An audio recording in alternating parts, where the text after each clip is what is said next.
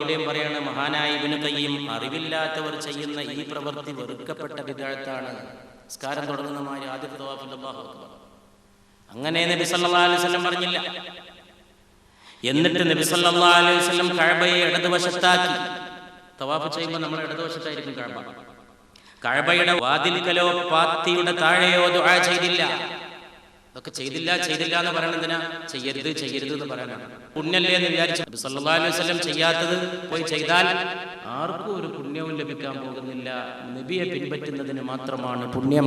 സല്ലല്ലാഹു അലൈഹി വസല്ലം രണ്ട് റുക്നുകളുടെ ഇടയിലെത്തിയപ്പോൾ നബി ചൊല്ലി, റബ്ബനാ ആതിനാ ഫിദ് ദുനിയാ ഹസന വഫിൽ ആഖിറതി ഹസനതൻ വഖിനാ അദാബന്നാർ. നേരത്തെ പറഞ്ഞല്ലോ, തവാഫിൽ ഏത് ദുആയും അറിവ് പോലെ ചൊല്ലാം. ഒറ്റ ദുആ മാത്രമേ നബി സല്ലല്ലാഹു അലൈഹി വസല്ലം ഇന്ന സ്ഥലത്ത് ചൊല്ലി എന്ന് അറിയപ്പെട്ട് വന്നിട്ടുള്ളൂ. അത് ഇതാണ്. അത് ചൊല്ലേണ്ടത് റുക്നുൽ യമാനിക്കും ഹജറുൽ അസ്വദിനും ഇടയിലാണ്. ആ രണ്ട് മൂലകൾക്കിടയിലാണ്. തവാഫിന്റെ ആദ്യത്തെ തവണ ചെറിയ കാൽവെപ്പ്, വേഗം നടന്നു, റംലി ചെയ്തു നടത്തും. നബി ഈ ലുത്തിബാഴ് ചെയ്തിരുന്നു. ഈ ലുത്തിബാഴ് ഇഹ്റാമിന്റെ മേൽവസ്ത്രം വലത്തെ കൈയിന്റെ താഴെയിലൂടെ ഇട്ട് വലത്തെ തോള് തുറന്നിട്ട് ഇടത്തെ തോള് മറിച്ചിരുന്നു നടത്തും. നബി സല്ലല്ലാഹു അലൈഹി വസല്ലം വീണ്ടും ഹജറുൽ അസ്വദിന്റെ അടുത്തെത്തിയപ്പോ, ചുറ്റും വന്നപ്പോ വടി കൊണ്ട് അങ്ങിം കാട്ടി. ഇപ്പൊ നമുക്ക് ഹജറുൽ അസ്വദ് ചുംബിക്കാനൊന്നും മോഹിച്ചിട്ട് ആരും പോയിട്ട് അവിടെ പോയിട്ട് ബുദ്ധിമുട്ടുണ്ടാക്കാൻ നിൽക്കേണ്ട ആളുകളൊക്കെ തിരക്കി ഇടങ്ങറാക്കി. അതിന്റെ ആവശ്യമില്ല. ആംഗ്യം കാണിച്ചാൽ മതി. കണ്ടില്ലേ? ഇതാണ് തെളിവ്. ആംഗ്യം കാണിച്ചു സല്ലല്ലാഹു അലൈഹി വസല്ലം. ആംഗ്യം കാണിച്ചു. ആ വടിയുടെ ഒരറ്റം വളഞ്ഞതായിരുന്നു എന്ന് വരെ സഹാബത്ത് രേഖപ്പെടുത്തി. പിന്നെന്താ രേഖപ്പെടുത്തേണ്ടത്? എന്തായാലും അറിയേണ്ടത്? ആംഗ്യം കാട്ടിയ വടിയുടെ അറ്റത്തെ വളവ് വരെ സല്ലല്ലാഹു അലൈഹി വസല്ലം. എന്നിട്ട് അവിടുത്തെ പുണ്യമാക്കപ്പെട്ട മുഖം ഹജറുൽ അസ്വദിലേക്ക് ചേർത്തു. ആദ്യം ഹജറുൽ അസ്വദിനെ മുത്തം വെച്ചപ്പോൾ ബിസ്മില്ലാഹി അല്ലാഹു അക്ബർ. തവാഫിന് ശേഷം മഖാമി ഇബ്രാഹീമിന്റെ പിറകിലേക്ക് വന്നു. വത്തഖിദൂ മിൻ മഖാമി ഇബ്രാഹീമ മുസല്ല എന്ന ആയത്ത് ചൊല്ലിക്കൊണ്ട് നബി സല്ലല്ലാഹു അലൈഹി വസല്ലം മഖാമി ഇബ്രാഹീമിന്റെ പിറകിൽ നിങ്ങൾ നമസ്കരിക്കുക എന്ന ആയത്ത് ചൊല്ലിക്കൊണ്ട് പിറകിലേക്ക് വന്ന് 2 റക്അത്ത് നമസ്കരിച്ചു. എന്നിട്ട് നബി സല്ലല്ലാഹു അലൈഹി വസല്ലം സഅയ് നടത്താൻ വേണ്ടി സഫാ മർവ കുന്നുകൾക്കിടയിലേക്ക് പോയി. അപ്പോൾ അവിടുന്ന് ചൊല്ലി, ഇന്ന സഫാ വൽ മർവത മിൻ ശആഇരില്ലാഹ്. സഫയും മർവയും അല്ലാഹുവിന്റെ അടയാളങ്ങളിൽപ്പെട്ടതാണ് എന്ന ആയത്ത് ചൊല്ലി. എന്നിട്ട് പറഞ്ഞു, അബ്ദഉ ബിമാ ബദഅ അല്ലാഹ്. അല്ലാഹു തുടങ്ങിയത് കൊണ്ട് ഞാൻ തുടങ്ങുന്നു എന്ന് പറഞ്ഞു. എന്നിട്ട് സഫാ കുന്നിന്റെ മുകളിൽ കയറി പുണ്യ നബി സല്ലല്ലാഹു. എന്നിട്ട് അവിടുന്ന് ചൊല്ലി. ഇത് സഅയിൽ ചൊല്ലേണ്ട ദുആയാണ്. നബി ചൊല്ലി എന്നറിയപ്പെട്ടാൽ പിന്നെ അതിലപ്പുറം വേറൊരു ദുആയും നോക്കണ്ട. സല്ലല്ലാഹു അലൈഹി വസല്ലം അറിയപ്പെട്ട് വന്നിട്ടില്ലെങ്കിൽ അറിവുള്ള ദുആകൾ ഖുർആനിലും ഹദീസിലും അറിവുള്ളതൊക്കെ ചൊല്ലാം. അതിന്റെ പേരിൽ ബുദ്ധിമുട്ടുണ്ടാണ്. ലാ ഇലാഹ ഇല്ലല്ലാഹു വഹ്ദഹു ലാ ശരീക ലഹു ലഹുൽ മുൽക്കു വലഹുൽ ഹംദു വഹുവ അലാ കുല്ലി ഷൈഇൻ ഖദീർ. ലാ ഇലാഹ വഹ്ദഹു വഅൻജസ വഅദഹു വനസറ അബ്ദഹു വഹസമൽ അഹ്സാബ വഅദഹു. അല്ലാഹു അല്ലാതെ ഒരു ആരാധ്യനില്ല, അവന് പങ്കുകാരില്ല. സകല അധികാരവും അവനുള്ളതാണ്, എല്ലാ സ്തുതികളും അവനുള്ളതാണ്. അവൻ സകല കാര്യങ്ങൾക്കും കഴിവുറ്റവനാണ്. അല്ലാഹു അല്ലാതെ ഒരു ഇലാഹില്ല. അവനവന്റെ വാക്ക് നിറവേറ്റി. അവനവന്റെ ദാസനെ സഹായിച്ചു. അവനവന്റെ അടിമയെ സഹായിച്ചു. ആരാണ് ഈ അടിമ? അബ്ദുഹു വറസൂലുഹു മുഹമ്മദുൻ. തന്റെ ദാസനെ അല്ലാഹു സഹായിച്ചു. സകല ശത്രുസേനകളെയും അല്ലാഹു ഒറ്റയ്ക്ക് എതിരിട്ട് തോൽപ്പിച്ചു തകർത്തി എന്ന് പരിശുദ്ധ റസൂൽ സഫാ കുന്നിന്റെ മുകളിൽ വെച്ച് ചൊല്ലി സല്ലല്ലാഹു അലൈഹി വസല്ലം. വ്യാഴാഴ്ച പുണ്യനബി മിനയിലേക്ക് പോയി. സല്ലല്ലാഹു അലൈഹി വസല്ലം ളുഹറും അസ്റും നമസ്കരിച്ചു. രാത്രി അവിടെ തങ്ങി. പ്രഭാതമായി ദുൽഹജ്ജ് 9. ദുൽഹജ്ജ് 9 ആയപ്പോൾ അറഫയിലേക്ക് പുറപ്പെട്ടു. അറഫയുടെ കിഴക്ക് ഭാഗത്തുള്ള ഗംറയിൽ നബി സല്ലല്ലാഹു അലൈഹി വസല്ലമയുടെ നിർദ്ദേശപ്രകാരം ഒരു കൂടാരം കെട്ടിയിട്ടുണ്ടായിരുന്നു. നബി അവിടെ ഇറങ്ങി സല്ലല്ലാഹു അലൈഹി വസല്ലം. നബിയുടെ പെണ്ണൊട്ടകമായ ഖസ്വയുടെ പുറത്തായിരുന്നു നബി കയറിയിരുന്നത് സല്ലല്ലാഹു അലൈഹി വസല്ലം. നബി അവിടെ വെച്ച് പ്രസംഗിച്ചു സല്ലല്ലാഹു അലൈഹി വസല്ലം. ഇസ്ലാമിന്റെ അസ്തിവാരങ്ങൾ വിശദീകരിച്ചു. ശിർക്കിനെ പറ്റി പറഞ്ഞു. അതിനെ വർജിക്കണമെന്ന് പറഞ്ഞു. ജാഹിലിയ്യത്തിന്റെ എല്ലാ രീതികളെയും അവിടുന്ന് തകർത്തു സല്ലല്ലാഹു അലൈഹി വസല്ലം. എന്നിട്ട് ജനങ്ങളോട് പറഞ്ഞു, രക്തവും ധനവും മനുഷ്യരുടെ അഭിമാനവും നിങ്ങൾക്ക് ഹറാമാണ്. മറ്റുള്ളവരുടെ മുതല് നിങ്ങൾക്ക് ഹറാമാണ്. അവരുടെ ജീവനും നിങ്ങൾക്ക് നിഷിദ്ധമാണ്. ജീവൻ ഹനിക്കരുത്, രക്തം ചിന്തരുത്, മറ്റുള്ളവരുടെ മുതല് അപഹരിക്കരുത്, അവരുടെ അഭിമാനത്തെ മുറിച്ച് ചിന്തരുത്, ഒരാളുടെയും അഭിമാനത്തെ കൊണ്ട് കളങ്കം ചാർത്തരുത്, ആ വ്യക്തിയുടെ അഭിമാനത്തിന് മുറിവേൽപ്പിക്കരുതെന്ന് പഠിപ്പിച്ചു സല്ലല്ലാഹു അലൈഹി വസല്ലം. ജാഹിലിയത്തിന്റെ ആചാരങ്ങളെ ഞാൻ എന്റെ പാദങ്ങളുടെ അടിയിലിട്ട് ചവിട്ടി ഞെരിക്കുന്നുവെന്ന് പരിശുദ്ധ റസൂൽ സല്ലല്ലാഹു അലൈഹി വസല്ലം അരുളി ചെയ്തു. ദുരാചാരങ്ങളൊക്കെ ഞാൻ തകർക്കും. സ്ത്രീ പുരുഷ ബാധ്യതകൾ വിശദീകരിച്ചു. സ്ത്രീക്ക് പുരുഷനോടും പുരുഷന് സ്ത്രീയോടുമുള്ള ബാധ്യതകൾ, സ്ത്രീകളോട് നന്മയിൽ വർത്തിക്കാൻ കൽപ്പിച്ചു. കിതാബുല്ലാഹ് ശക്തിയായി മുറുകെ പിടിക്കണമെന്ന് പറഞ്ഞു. അല്ലാഹുവിന്റെ ഗ്രന്ഥമായ ഖുർആൻ ആ പിടുത്തം വിടാത്തിടത്തോളം നിങ്ങൾ വഴിപിഴക്കുകയില്ലെന്ന് പറഞ്ഞു. എന്നിട്ട് പുണ്യ നബി സല്ലല്ലാഹു അലൈഹി വസല്ലം ചോദിച്ചു, എന്റെ കാര്യത്തിൽ എന്താണ് നാളെ നിങ്ങൾ അല്ലാഹുവിനോട് പറയുക എന്ന് ചോദിച്ചു. എന്ത് സാക്ഷ്യമാണ് നിങ്ങൾ എന്റെ പേരിൽ നൽകുക? അവിടെ കൂടിയ ജനക്കൂട്ടം ഒന്നിച്ചു പറഞ്ഞു, അങ്ങ് സത്യം ഞങ്ങൾ തെറ്റിച്ചു തന്നുവെന്ന് ഞങ്ങൾ പറയും, അങ്ങ് നസീഹത്ത് ചെയ്തുവെന്ന് പറയും, അങ്ങ് വാക്ക് നിറവേറ്റിയെന്ന് പറയും, അങ്ങ് വിശ്വസ്തത നിറവേറ്റിയെന്നും വാഗ്ദാനം പാലിച്ചുവെന്നും പറയും. അപ്പോൾ അവിടുത്തെ വിരൽ ആകാശത്തേക്ക് ഉയർത്തിക്കൊണ്ട് 3 തവണ പറഞ്ഞു, അല്ലാഹുമ്മ അശ്ഹദ്, അല്ലാഹുമ്മ അശ്ഹദ്, അല്ലാഹുമ്മ അശ്ഹദ്. അല്ലാഹുവേ നീ സാക്ഷിയാകണം, ഈ സഹോദരങ്ങൾ ഈ ആളുകൾ പറഞ്ഞതിന് നീ സാക്ഷിയാകണം. ഹാജരുള്ളവർ ഹാജരില്ലാത്തവർക്ക് എന്റെ ഈ വാക്കുകളും സന്ദേശങ്ങളും എത്തിച്ചു കൊടുക്കണമെന്ന് പറഞ്ഞു. ഏതോ ഒരു സ്ഥലത്ത് വെച്ച്, മിനയിലാണ് എന്ന് തന്നെ പറയപ്പെട്ടിരിക്കുന്നു, അബ്ദുല്ലാഹി ഇബ്നു അബ്ബാസിന്റെ ഉമ്മു ഫദൽ ഒരു കോപ്പ പാല് നൽകി പുണ്യനബിക്ക് സല്ലല്ലാഹു. അത് വാങ്ങി കുടിച്ചു. പ്രസംഗം കഴിഞ്ഞപ്പോൾ ബിലാലിനോട് ബാങ്ക് വിളിക്കാൻ കൽപ്പന നൽകി.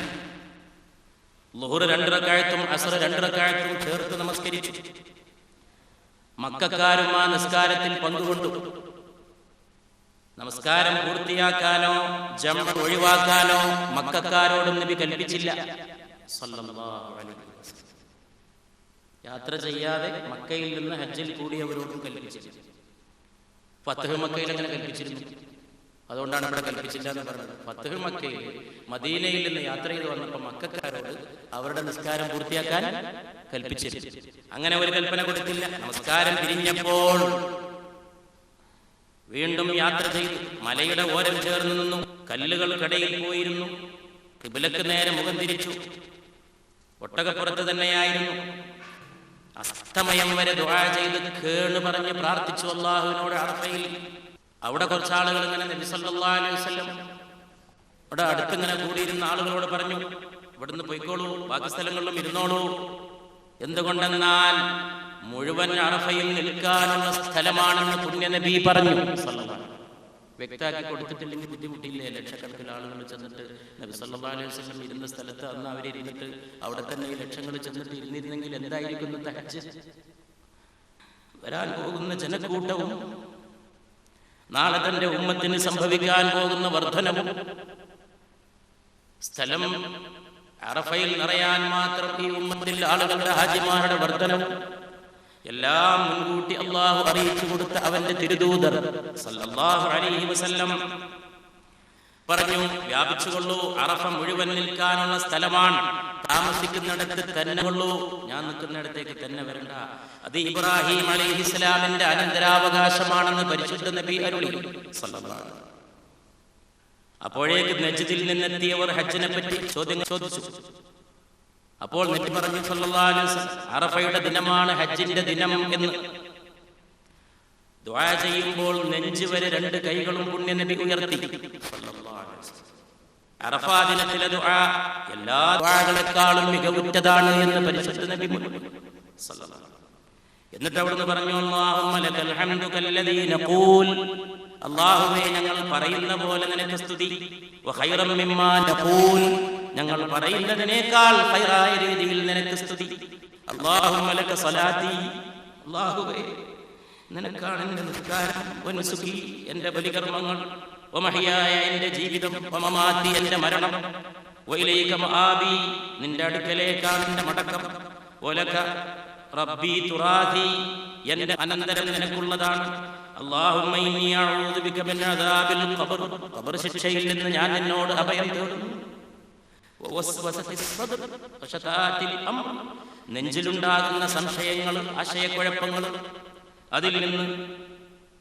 അല്ലാഹുമ്മ ഇന്നി അഊദു ബിക മിൻ ശർരി മാ യജീഉ ബിഹി റീഹ്, കാറ്റ് കൊണ്ടുവരുന്ന ദൂഷ്യങ്ങളിൽ നിന്നും ഞാൻ നിന്നോട് അഭയം തേടുന്നുവെന്ന് പരിശുദ്ധ റസൂൽ.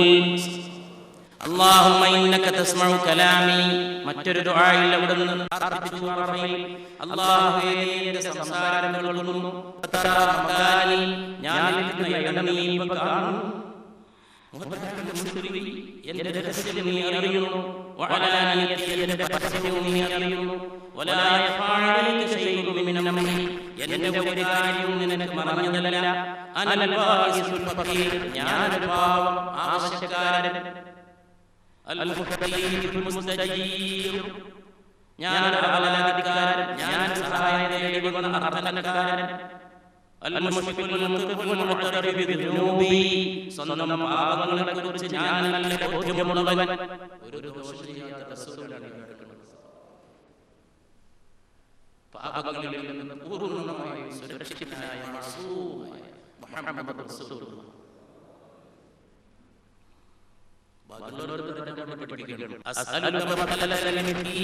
ഞാൻ പാവപ്പെട്ട അഗതിയുടെ യാചന നിന്നോട് യാചിക്കുന്നു. മാനകടലായ നിസ്സാരക്കാരനായി തീർന്ന ഒരു പാപിയുടെ ചോദ്യവും യാചനയും ഞാൻ നിന്നോട് ചോദിക്കുന്നു.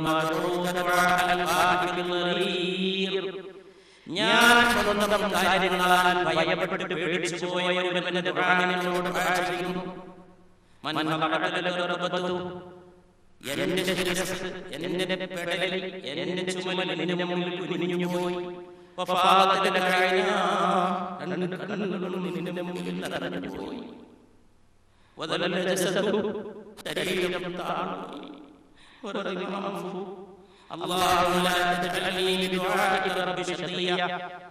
നിന്നോടുള്ള ഈ ദുആയുടെ കാര്യത്തിൽ എന്നെ നീ നിരാശനാക്കരുത്, നിർഭാഗ്യവാനാക്കരുത്.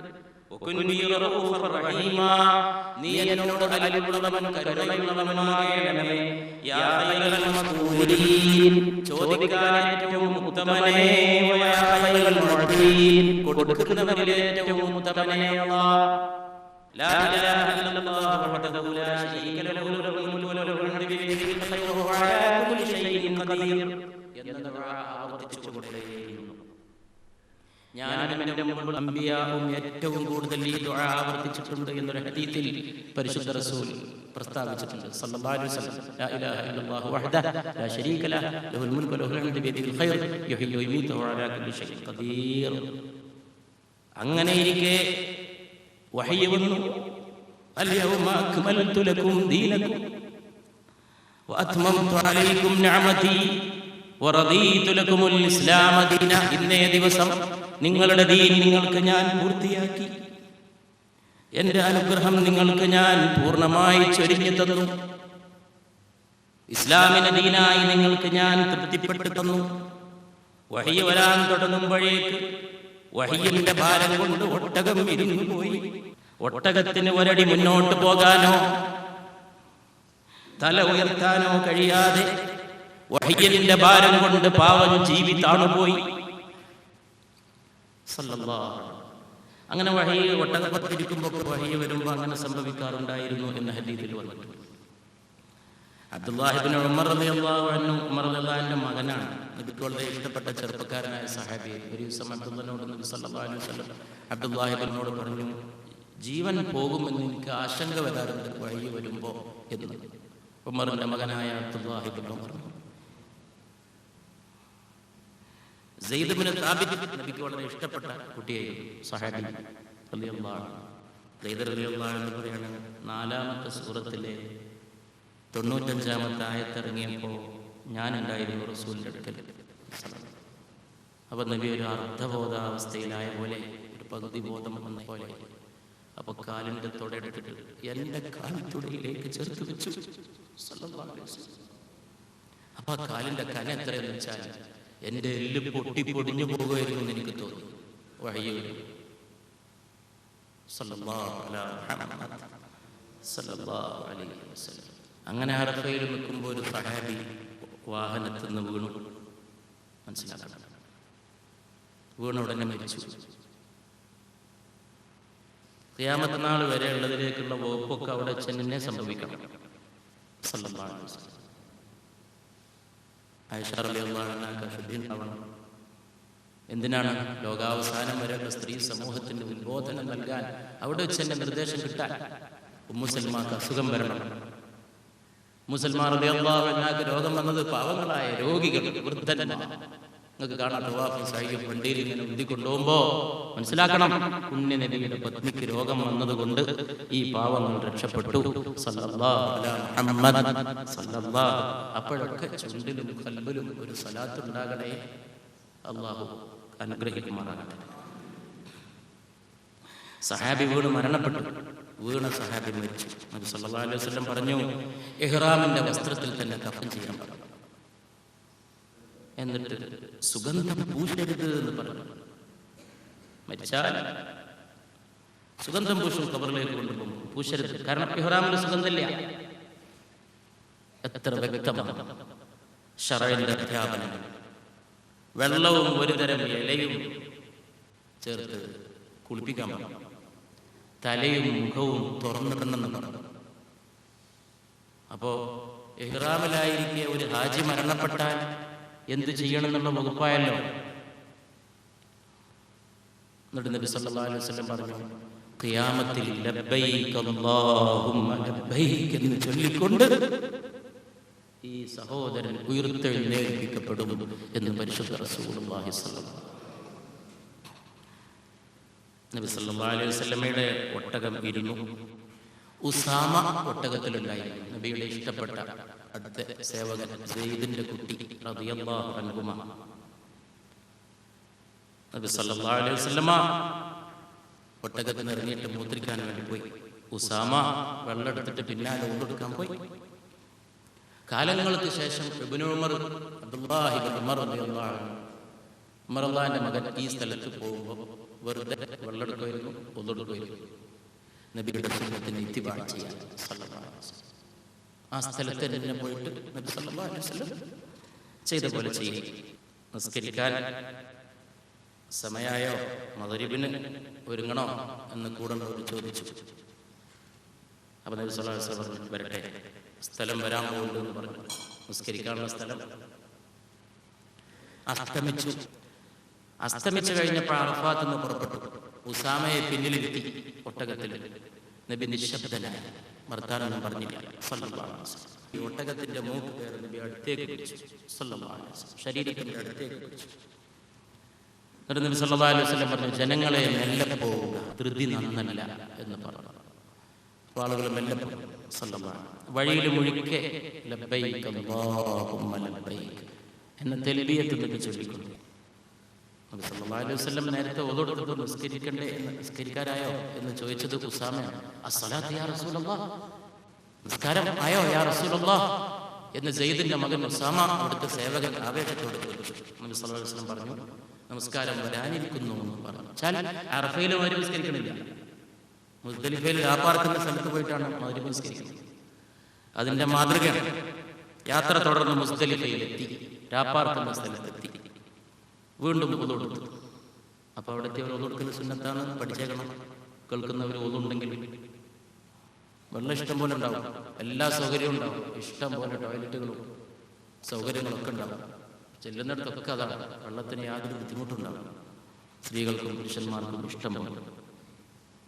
പെട്ടെന്ന് നബി സല്ലല്ലാഹു അലൈഹി വസല്ലം ഇഖാമത്തിന് കൽപ്പിച്ചു. മനസ്സിലാക്കാം, മുസ്ദലിഫയിലെത്തി അധികം ഇബാദത്ത് ചെയ്തിട്ട് ഉറക്കം കളയുന്നത് നബിയുടെ സുന്നത്തല്ല എന്നാണ് സല്ലല്ലാഹു അലൈഹി വസല്ലം. രാപ്പാർക്കുന്ന മുസ്ദലിഫയിലെത്തിയിട്ട് കുറേ ചൊല്ലി പറഞ്ഞിരിക്കുക, രാത്രി കുറേ ഇരിക്കുക, ഔറാദ് ചെയ്യുക ഇല്ല. വേഗം നിസ്കരിക്കുക, ദുആ ചെയ്തിട്ട് വേഗം ഉറങ്ങുക. പുണ്യ നബി അങ്ങനെ ചെയ്തു സല്ലല്ലാഹു അലൈഹി വസല്ലം. ഉളെടുത്തു പെട്ടെന്ന് ഇഖാമത്ത് നടത്തി. ഒട്ടകങ്ങളെ ഇരുത്തും മുമ്പ് നിസ്കരിച്ചു. വേഗത്തിലാക്കി നടത്തും. ഒട്ടകങ്ങളൊക്കെ കൊണ്ടുപോയി ഇരുത്തി ഒരു ഭാഗത്താക്കാനും കൂടി നിന്നില്ല, വേഗം മകരിക്കും. പിന്നെ ബാങ്കില്ലാതെ ഇഖാമത്ത് മാത്രം നൽകി ഇശയും നിസ്കരിച്ചു. ഇമാം ഇബ്നു ഖയ്യിം പറയാണ്, അതിനെപ്പറ്റി വ്യത്യസ്ത വിവരണങ്ങളുണ്ട്. 2 ബാങ്ക് നൽകിയെന്നും ഒരു റിപ്പോർട്ടുണ്ട്. പക്ഷേ ഇമാം ഇബ്നു ഖയ്യിം പറയാണ് 1 ബാങ്കും 2 ഇഖാമത്തും, അതാണ് ശരിയായ റിപ്പോർട്ട് എന്ന് ഇബ്നു ഖയ്യിം റഹിമഹുല്ലാഹ് രേഖപ്പെടുത്തുന്നു. അറഫയിലെ പോലെ ളുഹ്റിനും അസറിനും ചെയ്തപ്പോൾ 1 ബാങ്കും 2 ഇഖാമത്തും. നബി സല്ലല്ലാഹു അലൈഹി വസല്ലം പെട്ടെന്ന് ഉറങ്ങി. മുസ്ദലിഫയിൽ അധികം ഇരുന്നില്ല. കുറെ ദുആ ചെയ്ത് രാത്രി ഉറക്കളച്ചില്ല, വേഗം സല്ലല്ലാഹു അലൈഹി വസല്ലം. രാത്രി തഹജ്ജുദിന് എണീറ്റില്ല. എന്തിനാണ്? അവിടെ എണീക്കൽ മാതൃകയാക്കി വെച്ചില്ല.